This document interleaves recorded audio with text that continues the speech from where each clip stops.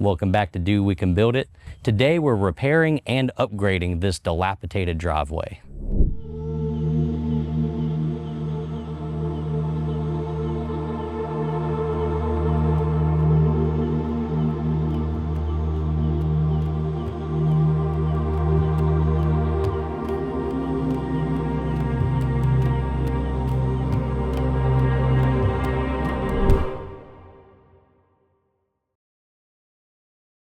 I bought this property back in 2020, so I've been having it for about 5 years. And I dug my first pond, that way I could build a house pad and build up some driveways and some access roads for what I was originally doing. So I decided to dig a bigger pond, and now that I'm digging a bigger pond, I realize I have a ton of dirt that I need to relocate. Instead of using it all on site, I'm selling the majority of it, which means that I have a lot of dump trucks and 18-wheelers coming in, getting dirt and leaving. So I need an access road for the dump trucks to come in and out, and my personal driveway is not really up to snuff for that much heavy traffic. So the idea here was I had an existing driveway here that I built a few years ago, but it was full of potholes and it held a lot of water. But it did have a lot of rock in the bottom of it, so it had a good base. But I wanted to expand it wide enough to where I could have a dump truck coming and a dump truck going and be able to pass each other on this main road right here to go to the dirt pit in the back. Because when I have people at my house that are coming and leaving, there's a corner right around here that's kind of a blind corner, so I didn't want to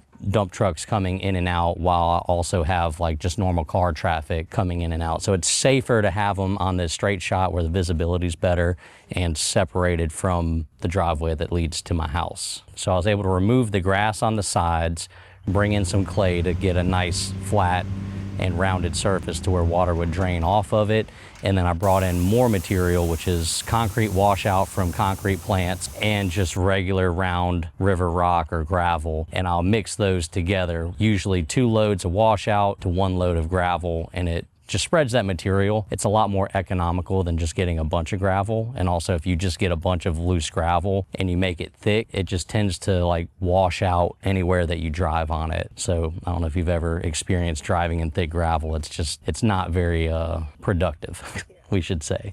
The issues that the original driveway faced was that it wasn't built up enough, and so water wasn't running off of it. So when you have water pooling on a driveway and then you drive over it, it keeps all the ground underneath saturated and wet and kind of turns it into mud. When you drive over it, it causes it to push that mud and rock out. And every time you drive over it, it pushes it out more and more. And then when it rains, it's deeper, so it holds more water and takes longer to dry. So that's what happened with the original driveway, is it wasn't maintained, but it was also too low. So what I did in this case was I built the entire base up to where the base of the driveway would drain off, and then I put more rock on top. And we do plan on putting even more rock on this. This is mostly just the base layer of concrete washout and gravel.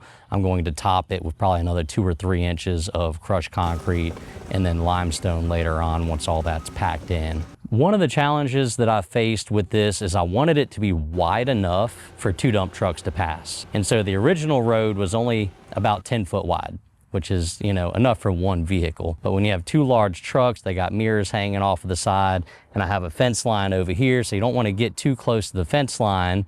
And then I have a tree line over here, so I'm going to have to trim back some of these branches to allow trucks to drive past each other and have a little bit of space in between them, and then also have space on both sides so they're not hitting the fence or hitting the branches. So this driveway needed to be 40 feet wide roughly in order to make that happen. 30 feet can work, but it is kind of tight. But like I said, I don't want anything too close to either side, and I don't want the trucks too close to each other because I want to minimize the risk of damage to any of the equipment. So that was one of the challenges, was making the driveway wide enough to have multiple direction traffic at the same time, especially with these big trucks. And then the other thing is I wanted the driveway to go all the way up to the fence line so that I would have less to maintain.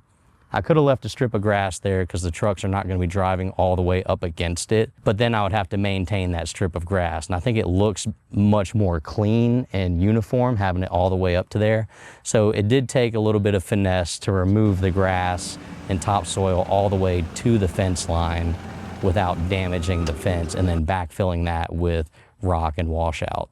So this driveway took about 1 day to completely resurface. And that's including me stripping the grass and sod off, digging some dirt from the back where my dirt pit's located and bringing it here and building it up. And then I had my truck driver running the washout and the gravel while I was doing all of this. So by the time I got ready and had the base prepared, I had most of the material on site to go ahead and start spreading. And by the time I had that spread, he was able to go ahead and tailgate a load of gravel right on top.